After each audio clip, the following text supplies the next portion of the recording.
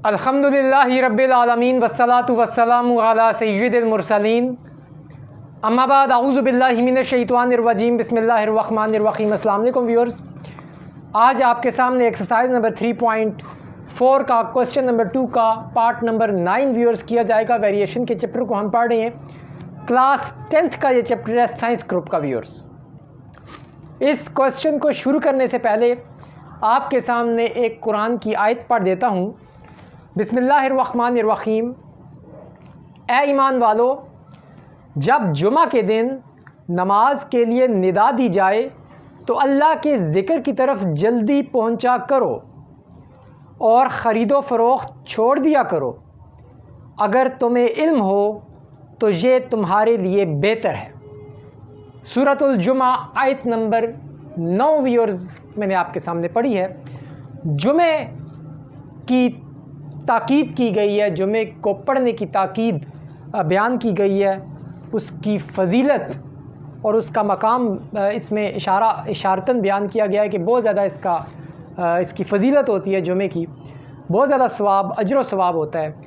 तो सारी नमाज़ें पढ़नी चाहिए, ख़ुसूसन जो जुमा है व्यूअर्स, इसका बहुत ज़्यादा अजर व सवाब है। इसमें स्पेशल कहा गया है कि ए ईमान वालों, जब जुमा के दिन नमाज के लिए निदा दी जाए तो अल्लाह के ज़िक्र की तरफ जल्दी पहुंचा करो और ख़रीदो फ़रोख्त छोड़ दिया करो।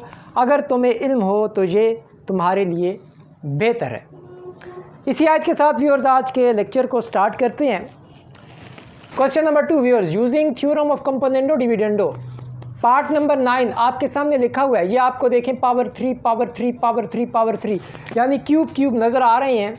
सवाल इस शेप में है कि हमें आखिर में टेकिंग अंडर रूट नहीं बल्कि टेकिंग क्यूब रूट लेना पड़ेगा। इस वजह से ये सवाल मैं आपको करवा रहा हूँ, मेन वजह ये है, वरना इस किस्म का सवाल मैं आपको प्रीवियस लेक्चर में भी करवा चुका हूँ। इस तरह के सवाल हम 2-3 दफ़ा डिस्कस कर चुकी हैं कंपोनेंडो डिविडेंडो थ्योरम के। लेकिन मेन चीज़ इसमें यह थी कि यहाँ पे ये एक नई चीज़ थी छोटी सी, कि यहाँ पे क्यूब आ रहा है, taking cube root on both sides किया, ताकि क्यूब काट के क्यूब रूट को हम ऐसे लिखेंगे, फिर सारी ये पावर्स कट जाएंगी, आखिर में ये रह जाएगा। ठीक है व्यूअर्स, शुरू से स्टार्ट करते हैं इसको। क्वेश्चन है व्यूअर्स आपका ये, बाय कंपोनेंडो डिविडेंडो थ्योरम हमने सोल्यूशन स्टार्ट किया। आपको एक बार फिर बता देता हूँ कंपोनेंडो डिविडेंडो थ्योरम होता क्या है। आपके सामने A/B=C/D अगर हो तो इसकी जर्नल फॉर्म ऐसी होती है A+P divided by A-P C+T divided by C-T। ये इसकी व्यूअर्स जर्नल फॉर्म होती है। ठीक है, इसी के मुताबिक हम इसको करने की कोशिश करते हैं। व्यूअर्स देखें, ये ऊपर वाली वैल्यू A है, ये B है, ये C है और ये D है। A+B किया, ऊपर वाली वैल्यू में नीचे वाली वैल्यू प्लस की, फिर A-B किया। जब माइनस किया तो माइनस अलामतों को चेंज कर देता है, ये माइनस प्लस माइनस होगी व्यूअर्स। ठीक है, अब इसी तरीके से हम दूसरी साइड पे यानी कि अपने राइट साइड पे यही काम करेंगे। यहाँ पे 13/14 था तो यहाँ पे 13 + 14 किया, नीचे 13 - 14 कर दिया व्यूअर्स। ठीक हो गया। ये व्यूअर्स हमने लगा दिया कंपोनेंडो डिविडेंडो थ्योरम। अब कटिंग देखते हैं किस किस की हो रही है। x-3 होल क्यूब प्लस का है, x-3 होल क्यूब माइनस का है, इसको व्यूअर्स कट कर दें आप। x+5 क्यूब माइनस का है, x+5 क्यूब प्लस का है, ये भी कट जाएगा। x+5 क्यूब प्लस का, x+5 क्यूब प्लस का, ये दोनों मिलकर 2x+5 होल क्यूब हो जाएगा। जैसे ये हो जाता है x+x 2x हो जाता है जब सेम चीज़ हो, तो इसी तरह ये सेम चीज़ है, शुरू में 2 आ जाएगा। ठीक हो गया व्यूअर्स। इसी तरीके से -x - 2x होता है। तो ये आप देखें, आप इस सारी वैल्यू को x समझें व्यूअर्स, सारी वैल्यू को x समझें, ये सारी वैल्यू x सेम वैल्यू है, तो ये -2x यानी कि x-3 होल क्यूब। ठीक हो गया व्यूअर्स। यहाँ पे 13 + 14 27 हो गया, 13 में से 14 निकले तो -1 हो गया। अब व्यूअर्स देखें, ये 2 और 2 कैंसिल हो गया, ये मैंने व्यूअर्स वैल्यू लिख दी जो आ गई, बच गई।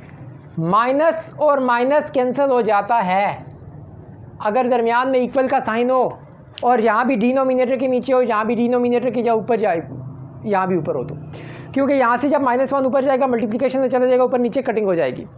ये चीज़ बात की व्यूअर्स। 27 को क्यूब में करके हम लिखेंगे।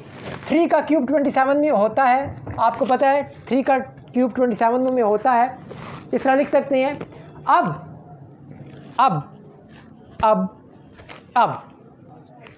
यहाँ पे मैंने taking cube root on both sides कर लिया।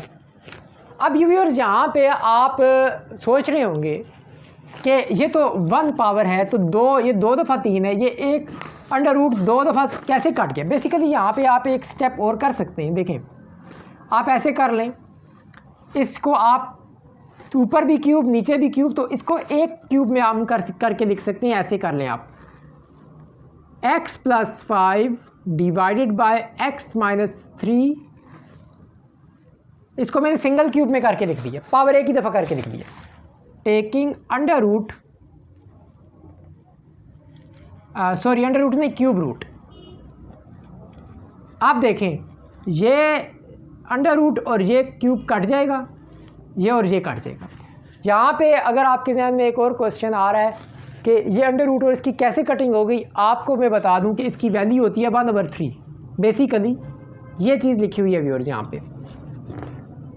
ये हो गया x + 5 x - 3 क्यूब। अगर अंडर रूट को मैं इस तरह पावर की शेप में लिखूं तो ये चीज़ लिखी हुई है। यहाँ पे अगर मैं लिखूं तो ये चीज़ लिखी हुई है। ये कटिंग हो जाएगी, ये कटिंग हो जाएगी, तो फिर ये चीज़ बच जाएगी। तो ये चीज़ आपको पता ही होगी। अब आगे हम देखते हैं कि क्या हुआ है। ये कटिंग होगी, ये चीज़ आ गई व्यूअर्स। देन नीचे वाली वैल्यू उधर जाके मल्टीप्लाई होगी, 3x - 9 हो गया, x उधर चला गया, 9 इधर आ गया, 14 14 = 2x, 2 डिवाइड हो गया, 7 = x, सो 7 = x, हैंस सोल्यूशन सेट = 7। यानी कि ये सोल्यूशन सेट भी हम लिखते हैं। अमूमन व्यूअर्स ऐसे होता है, जब x की वैल्यू 2 या 2 से ज़्यादा आती हैं तब सोल्यूशन सेट लिखा जाता है। लेकिन जहाँ से आप एक चीज़ और देखें, अब यहाँ पे x की एक वैल्यू है, एक वैल्यू को आपने सोल्यूशन सेट में लिखा, इट मीन्स कि एक वैल्यू को भी सोल्यूशन सेट में हम लिख सकते हैं। ठीक है व्यूअर्स, तो लिहाजा हमारा क्वेश्चन ख़त्म हो गया है। कंपोनेंडो डिविडेंडो थ्योरम लगा के हमने x की वैल्यू फाइंड कर ली है, x = 7 आ चुका है व्यूअर्स। और इसी क्वेश्चन के साथ, इसी पार्ट के साथ ये एक्सरसाइज भी ख़त्म हो गई है। जो क्वेश्चंस, जो पार्ट्स आगे मैंने कुछ पार्ट्स नहीं करवाए, वो सिमिलर पार्ट्स थे, सेम पार्ट्स थे। तो मेथड, वैल्यूज़ चेंज थी, मेथड सारा सेम था। तो नेक्स्ट टाइम इंशाल्लाह हम किसी और टॉपिक या अगली नेक्स्ट एक्सरसाइज को हम शुरू करेंगे।